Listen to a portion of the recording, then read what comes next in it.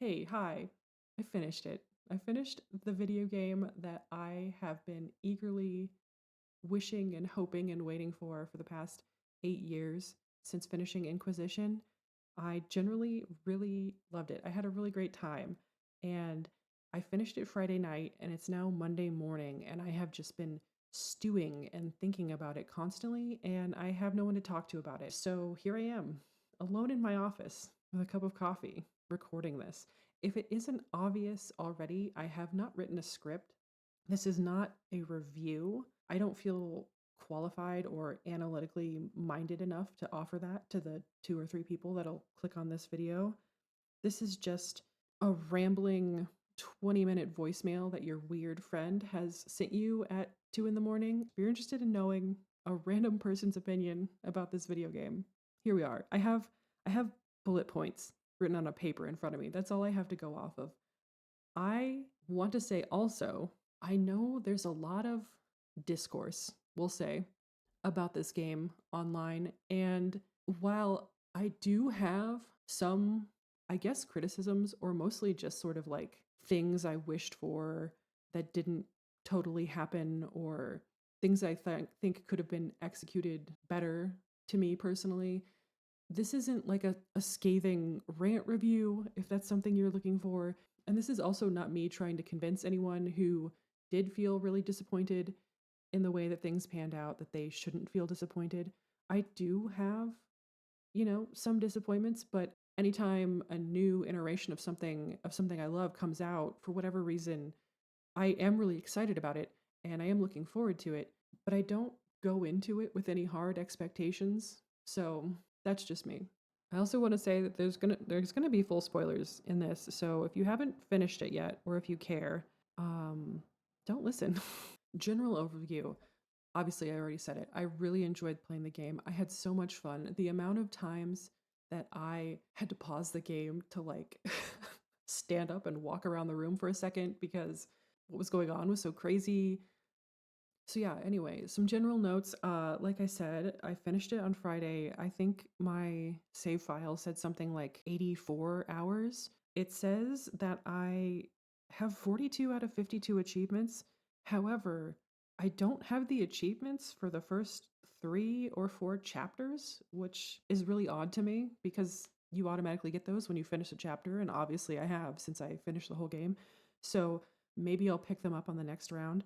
I played on Keeper difficulty, which is the one between normal and story mode, and I felt it was a good first playthrough for me. It wasn't very challenging. I think I only really died when I tried to, fight an optional boss that was maybe 10 levels higher than I currently was. But I still found the combat really fun, even at that level, and maybe perhaps even more fun than I will when I try higher difficulties because the enemies weren't so spongy. I never felt like every encounter was like a complete cakewalk, but I didn't get frustrated, which is a big thing for me. I didn't want to be banging my head up against the wall and dying constantly. I just wanted to play the story for the most part. I played as a warrior for my first playthrough because I really wanted the drop kick ability. Anytime I can drop kick an enemy in a video game, I'm gonna go for that.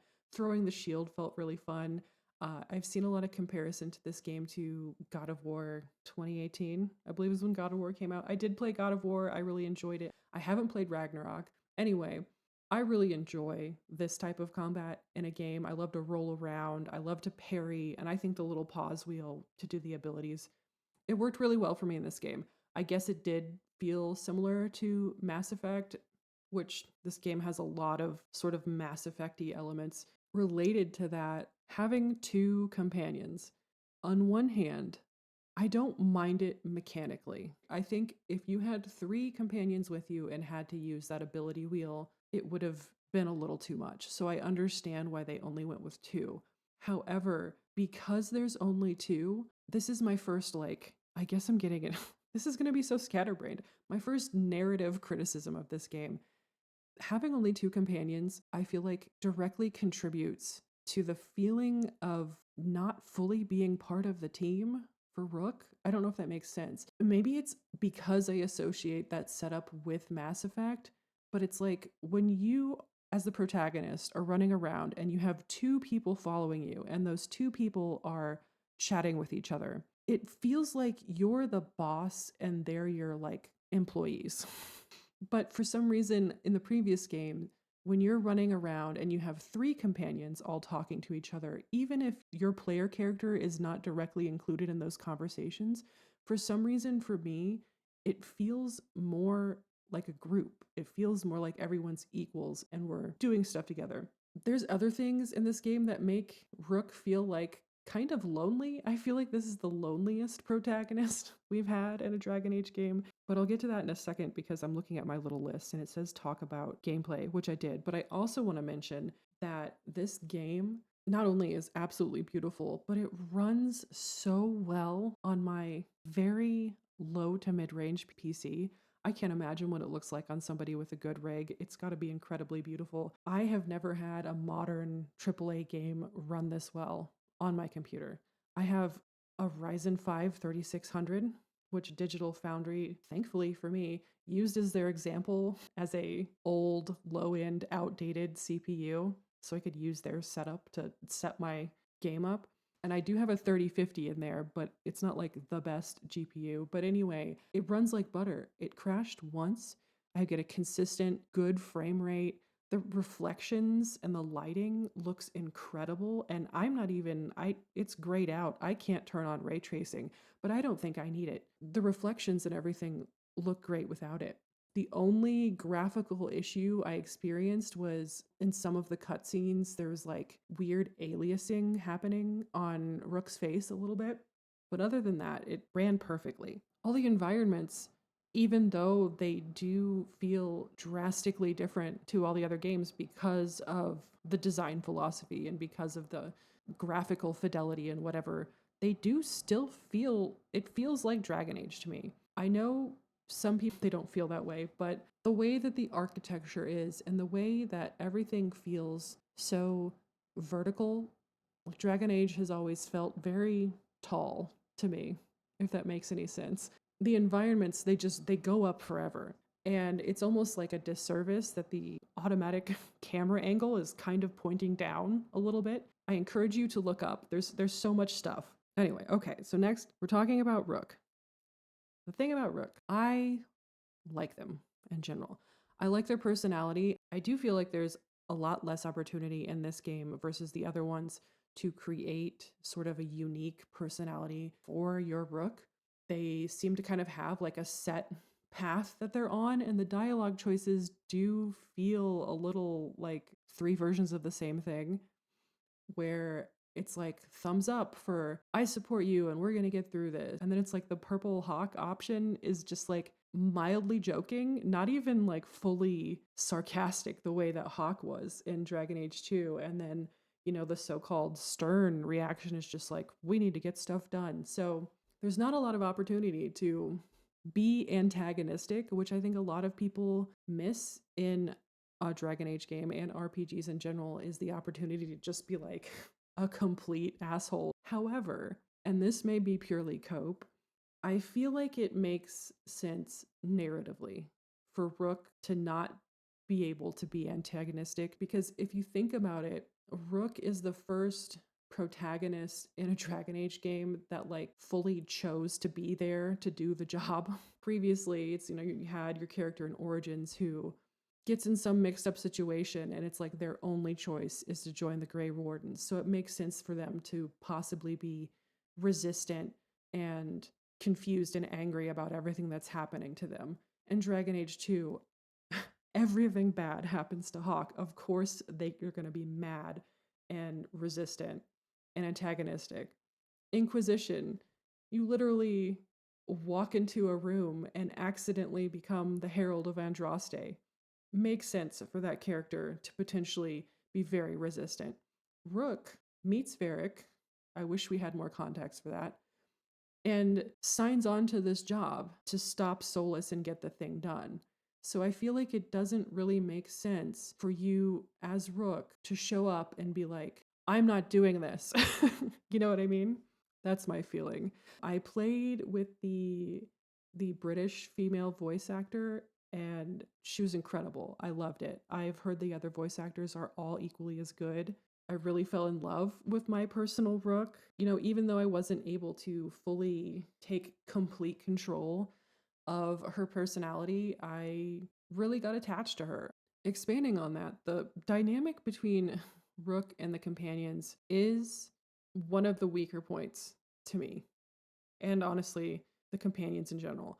I love them all individually. I think they're all great first drafts of a companion, if that makes sense. I don't mean this with any disrespect to the writing team because I can tell they were really invested in everything overall, but it's like, I don't know if it was a result of having to restart the dev cycle so many times on this game, but it feels like things could have been fleshed out a lot more. Like perhaps like content got cut and then those holes were not filled back in. What I was talking about when the combat thing about how it feels like Rook is the boss and the companions are just also there.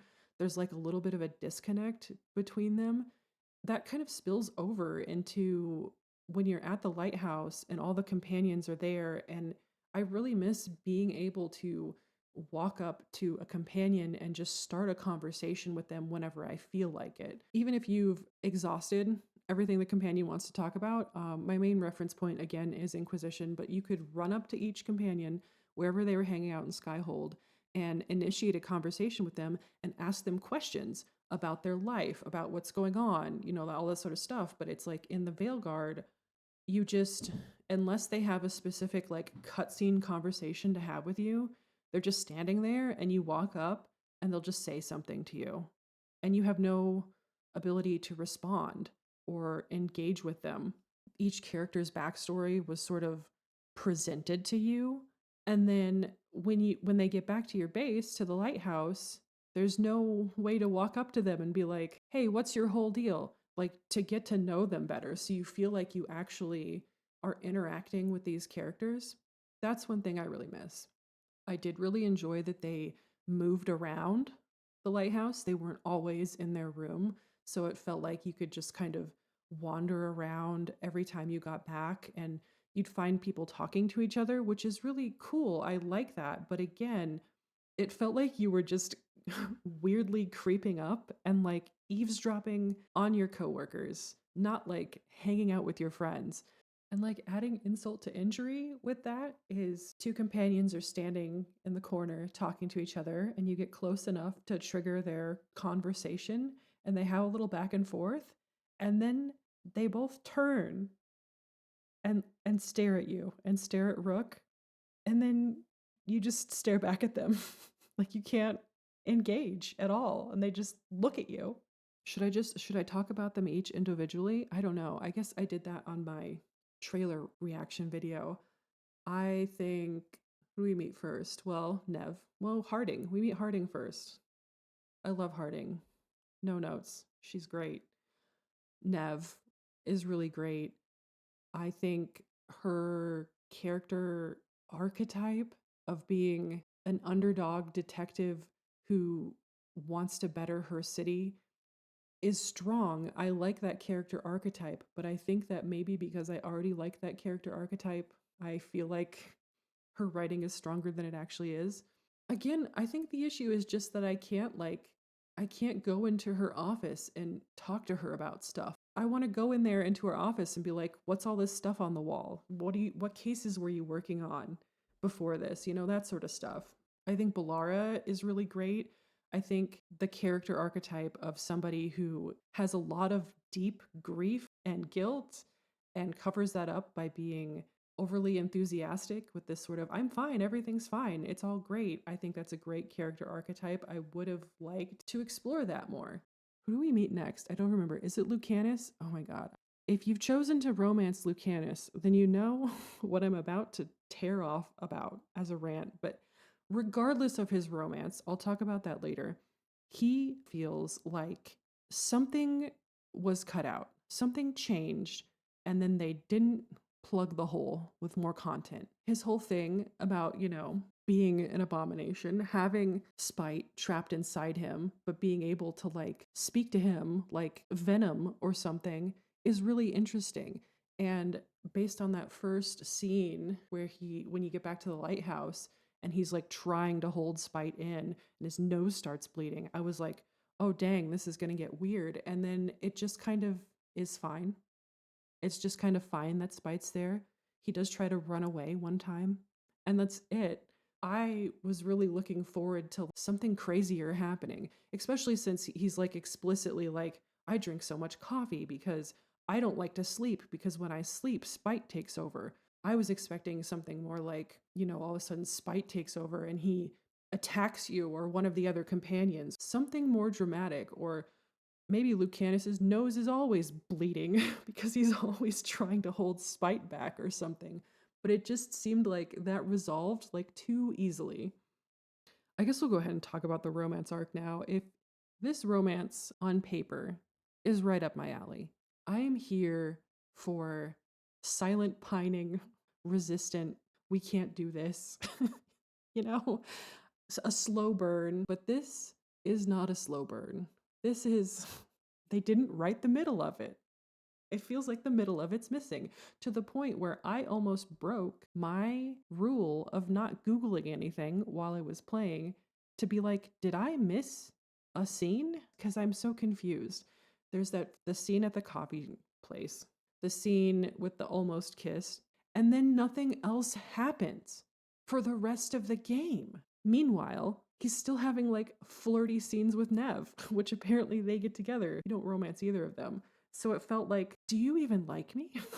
What's going on? I can't tell if I've messed up this romance arc because I didn't press the buttons correctly or this is intentional. The thing that really got me is after the whole deal with Ilario and the party at the mansion, and Rook is like, well, don't you want to stay here for the party? And he's like, gets on this really sultry voice and is like, no, I have better plans for the evening. And I was like, oh, damn, it's about to pop off. And then we go back to the lighthouse and he's just drinking a cup of coffee. there was no romance scene there. Are you joking me? Okay, so at the end of the game, once you finally get like some content with him, like it's really good. The whole line at the end when you're about to go do the final thing, when he's like, as long as this ends with me in your arms, I'll kill any god you want me to. Where was the middle of it? Anyway, let's talk about Davrin. I really like Davrin too. I think he's pretty strong.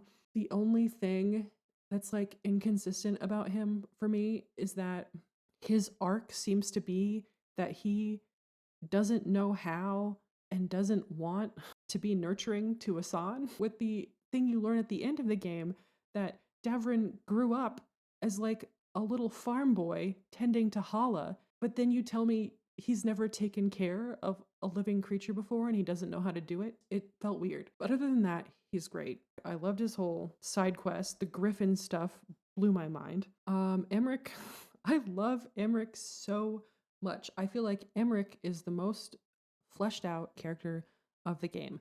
I hear his romance is really good. That doesn't surprise me because I'm so endeared to him outside of that. I think his whole deal being a necromancer who's afraid to die is really sweet and really interesting. He's just got such a great vibe. Oh, and then Tosh. Tosh is another character that I really like the concept of, but it feels almost like they had two character briefs for them and then just smushed them together. We have Tosh, the renowned dragon hunter and adventuring pirate. And then the way a lot of their dialogue and especially their like journal entries in the codex makes them feel so young, like young teenager young. But anyway, in conclusion about the companions, I think it's just I wanted so much more, and I think that's good because I did like what I saw. I felt like I needed more camaraderie between Rook and the companions also. Rook felt so separate, and I feel like you could narratively excuse that based on Rook and Nevin Harding had to compile this team for a certain goal. It wasn't a situation where they organically found each other and became friends and family. They needed to hire these people for the job. The way that the missions are set up, I think works pretty well. I was very pleasantly surprised to see how much open exploration there is in this game when something they just kept repeating in all of the promotional material was how much of not an open world game this is. What is it? There's like is it the 30-second rule or the 60-second rule of something or whatever, where if you're running around in an open world video game, you should have something interesting to do, like at least every 30, 60 seconds or whatever. This game, it's like there's something to interact with every 1 to 2 seconds. It's very condensed. So the open areas are very fun to like run around and do everything in. There's a ton of loot, obviously. That's fine. I do miss picking herbs. Why can't I pick an elf root? I don't understand. I know I don't need one in the context of this game, but I should be picking elf root in Dragon Age. So there's constant like, I mean, for me, there's just stuff to look at. I love just looking at everything. I love looking at scattered papers on a desk or, signs on the wall or cobblestone streets or wallpaper.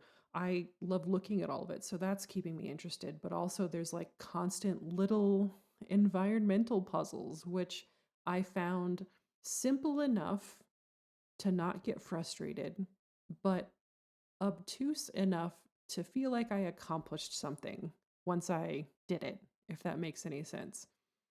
I personally really enjoyed all the little mechanics of having to break all the blood magic crystals or the blight bubbles to like access the new area, especially when it's like happening during combat where it's like, oh, you have to get rid of all these blight bubbles to like stop the enemies from spawning.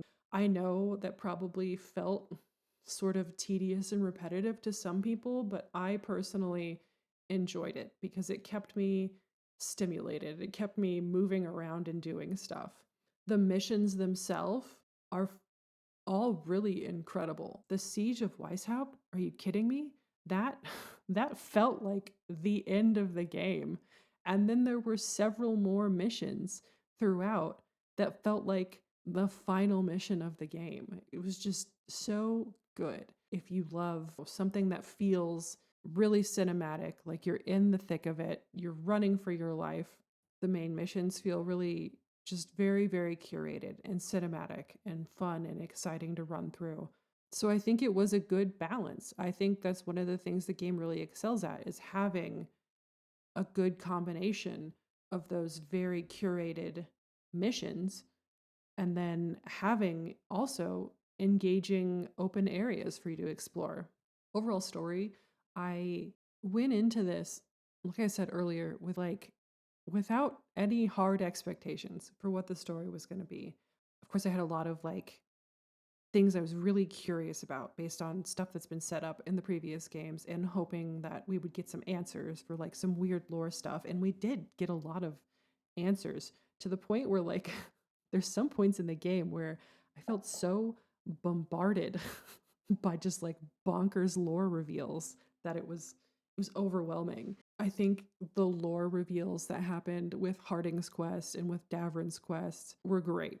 So in that sense, like I found what was sort of revealed and resolved in this game, I found that really satisfying. There was also a lot of stuff that I mean did feel again like a little bit like it was missing, a little bit like we missed, like we need Dragon Age 3.5 to come explain what's been happening in the past 10 years. I know we got comics and To Winter Night's novel and then several stories that were written for the website. Like the way I screamed when Anton and Evka showed up. I was so excited to see them. In terms of callbacks, I really enjoyed all the tie-in callbacks for the comics and whatnot.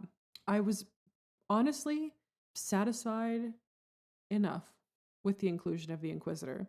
Do I wish there was more? Of course I do. But I realize bringing back the Inquisitor brings back the same issue that bringing back Hawk did in Inquisition, where if you bring in a character that was previously a player character, every person is going to have their own mental understanding of what that character was, and it can't be the same for everyone.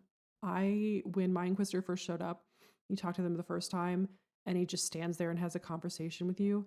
I was like, not gonna lie, I was a little crestfallen because I felt like that was all we were gonna get.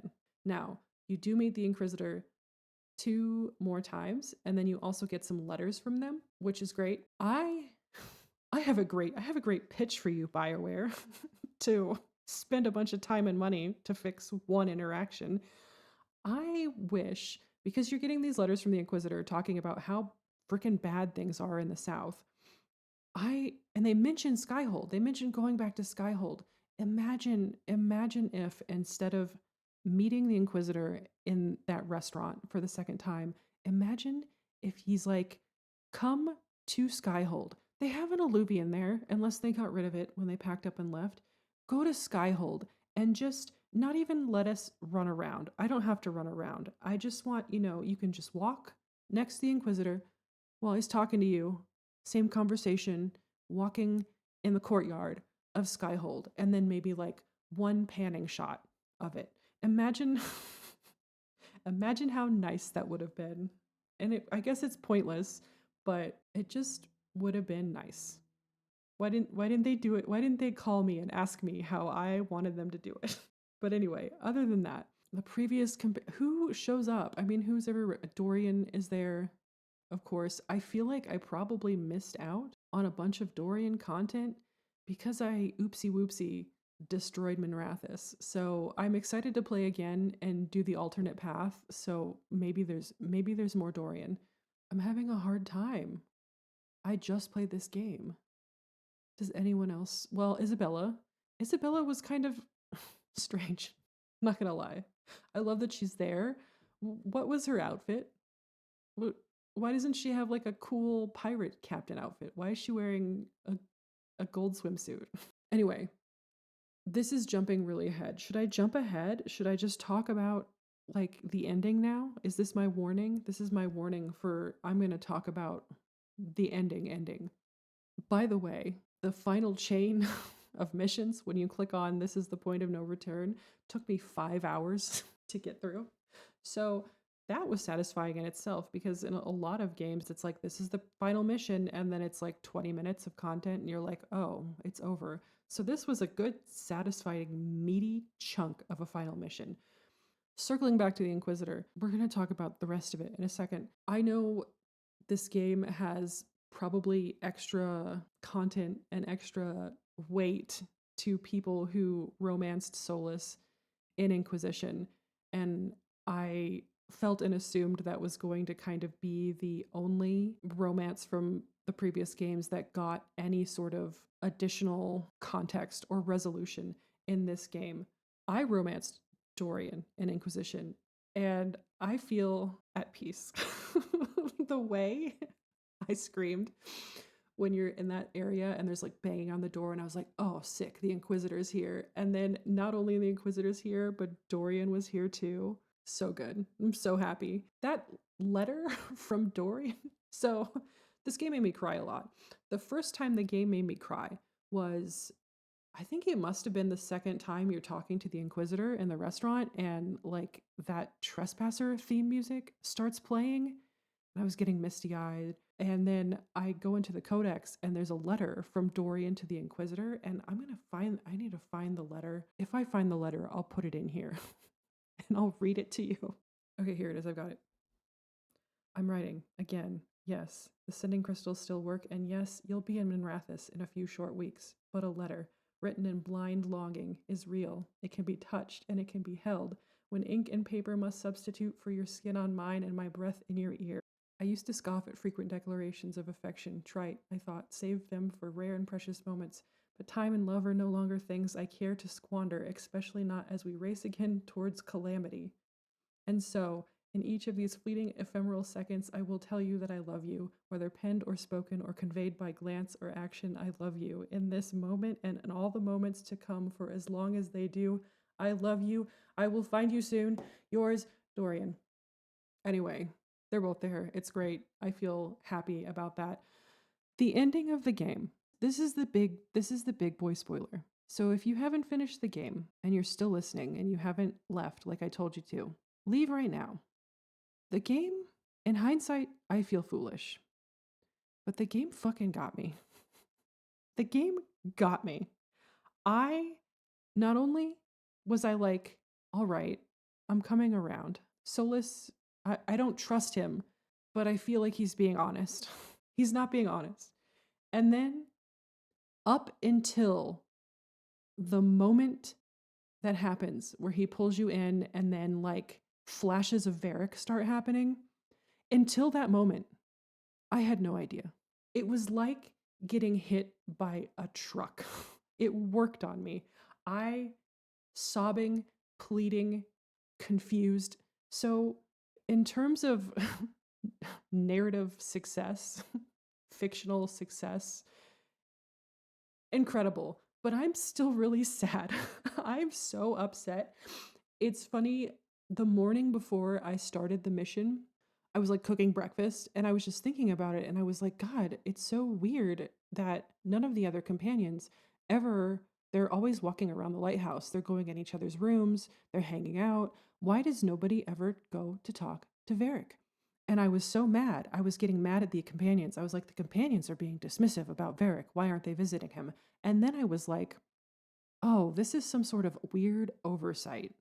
Because, and I think too, the advantage that they had that so many of the companions and interactions felt underwritten and underfleshed out actually helped them successfully bamboozle me into believing that Varric was alive all along, because I started to believe that, oh, they just didn't write interactions with Varric.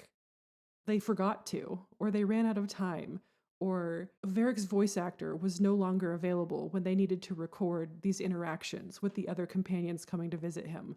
Something got dropped during development. That's what's happening. So they got me good. I'm still like, man, Varric is just my favorite Dragon Age.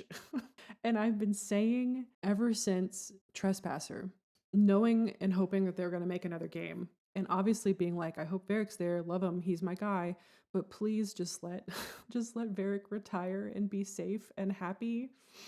And so I'm like getting emotional about it again, but I am mad that that happened, but also I'm impressed and I am satisfied with the emotional damage that I received from that reveal. Additionally, so not only was I like, had the sign of being a little confused about why nobody was interacting with Varric, I also felt very personally upset. They say the game is about regret.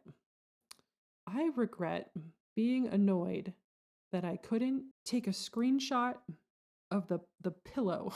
Varric's in his room on his cot, and he's got these pillows behind them, and they look like they have a pretty pattern on them, and I wanted to take a picture of the pillow because I was like, that would be a cute, fun project just for me to have a very obscure piece of Dragon Age merch to make a throw pillow that looks like this pillow that Varric's sitting on.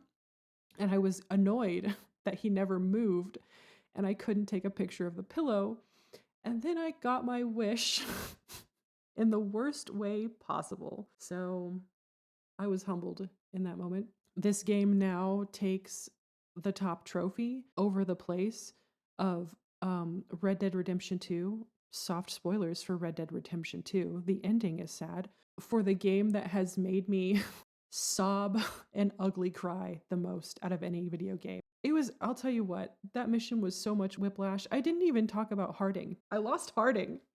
So you get to the final mission and it feels very Mass Effect 2, where it's like you have to choose who does certain things. And it's like, oh, you better choose somebody who's good at this skill. And it's like very clear that like if you send the wrong person, something bad's going to happen. Previous to that, leveling up everybody's like bond level or whatever, and then completing their quests to get the Hero of the Veilguard seal on all the companions. But the game also tricked me in that regards. I felt if I do everything correctly and get everyone leveled up and get everyone their special in-game armor and seal of approval and choose all the right people for the right jobs, everyone will live and everyone will be fine. That's false. Apparently, no matter who you choose between Harding and Davrin, they will die. They will be dead. So that happens. And then Varric happens. And then the Inquisitor shows up. And I'm happy again because here he is with Dorian. They're together. It's so sweet. There's like a one sentence interaction, but it completely put my heart at ease about those two. And then I started crying again because I don't remember when the Codex entry showed up. But then there's another letter from the Inquisitor that says something like, "We know you're there, we're on our way," or whatever. And I was like, "Oh my god, he's going to mention Harding." And he doesn't, because there's like a time gap, right? I wish this game was more clear about the passage of time. So, Harding dead. You get sucked into the Fade in Solas's prison. You're there for days, weeks, unclear. You come out. There's a letter from the Inquisitor saying he's coming to help. And I was dreading as I'm going down the thing reading it. And I'm like, oh my God, he's going to talk about Varric. He's going to talk about Harding. And he doesn't. And then when you meet him later, and there's like a little moment where you can walk around and talk to everyone one last time, he doesn't mention it. He actually just says like, "Good job, kid," or something really dumb. So that was kind of disappointing that you couldn't actually have like another conversation with the Inquisitor. But I started crying again because I was like, he doesn't know. Nobody told him. I'm going to have to tell him. And I'm both glad and disappointed that the game didn't allow me to talk to the Inquisitor and tell him that two of his good friends are dead because of me. But also, it just makes me think of the post-game world where did nobody tell him? Like, Rook's going to have to tell him. I'm too soft. I'm too soft for this. Anyway, you go on. The final boss fight. Oh, we didn't even talk about giant fluffy wolf Solus. Except for he's not fluffy. He looks like he has mange. Anyway, Solus can turn into a giant wolf, which is not surprising, but it did still make me laugh a little bit. The whole thing with Bellara, I thought Bellara was gone because I sent her to do the thing. She got blighted or whatever, and now she can control the blight, which is kind of interesting and has interesting implications. An insert here about the final mission. This is neither here nor there. I would not have noticed it if it had not been for Baldur's Gate 3, but if I had a nickel for every time the final mission of a large sweeping role-playing game I played this year ended with you and your companions climbing an impossibly high cord of weird flesh to get to the top of it and defeat the final boss, I'd have 2 nickels, but it's weird that it happened twice. And then Solus and then I trusted him again, and then he betrayed me again. I've never been like a huge Solus fan. I think he's a good character, but I don't trust him. So the fact that the game convinced me that he was being honest with me and then had him betray me like multiple times, good for them. The final boss fight with Elgernon, there was no music. So it felt really awkward. I'm assuming that was not intentional. I'm assuming there was supposed to be music playing. And then with the ending, I think, because I had gotten the thing from Mythal, I had to fight her dragon. So because of that, and because the Inquisitor shows back up and is like, "Please don't," we were able to, I got the ending where I was able to convince Solus to just stop, I guess, and absorb himself into the Fade or lock himself in the prison. It was kind of unclear about what exactly he was doing to seal the veil or whatever, but like, I'll be damned if I didn't feel sad.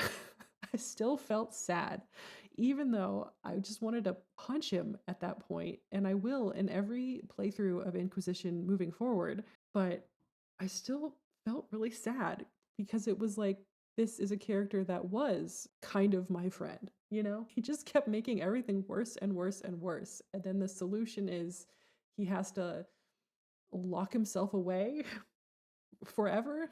I don't know. I still felt sad. So, man, I don't even remember what happens after that. Oh, there's like a series of ending cards, the way that there has been in the other games. And again, they were weird because I had no music playing and it was just each character like reading their card with no music playing.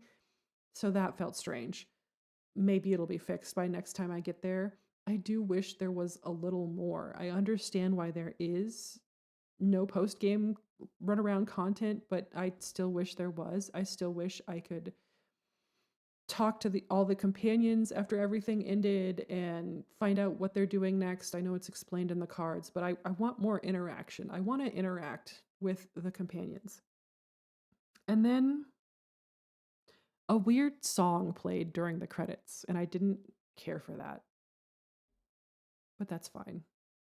Anyway, I've been recording for 1 hour and 11 minutes. At the end of the day, I really enjoyed it. I had a lot of fun. I'm definitely going to continue to replay it. What's crazy is finishing this game made me insanely nostalgic and really want to play Inquisition again. I know everyone, myself included, is hankering for like a remaster of Origins. And it's probably never gonna happen, which breaks my heart. I don't know. In conclusion, I liked the game and I have a lot of feelings about the game. Was it everything I hoped and dreamed for? Of course not. Was it the best video game I've ever played? I don't know. I don't know how to tell you. Inquisition is still my favorite. I really enjoyed this game. It's like I enjoyed them for different reasons. Inquisition is 100% about character and story, and mostly character for me, and character relationships is what I love so much about Inquisition, and I still deeply love all of those characters. This game, I do really enjoy the characters, and I do really enjoy the lore that happened and the way that some of the story went.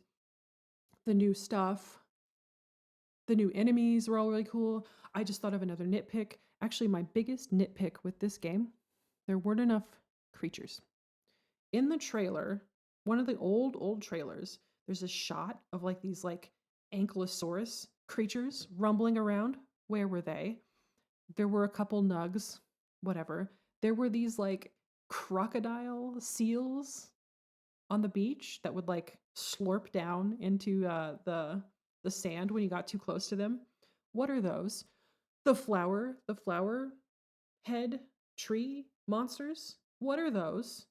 There's no bestiary in this game. I want a bestiary. I did really enjoy that they sort of upgraded the deep stalkers from these little guys that would just like run towards you and bite your ankles to basically having the combat mechanics of like the robot guys in like Horizon Zero Dawn. Like they felt like a combination of the Velociraptor one, I don't remember their names, and the one in Horizon Forbidden West that's like a weasel that like burrows into the ground. So they burrow into the ground and they jump up and they flip around and whatever. And those were fun to fight. I really enjoyed that.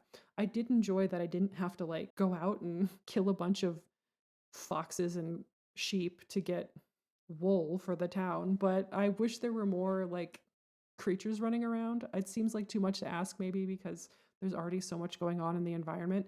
We only saw like 2 Hala.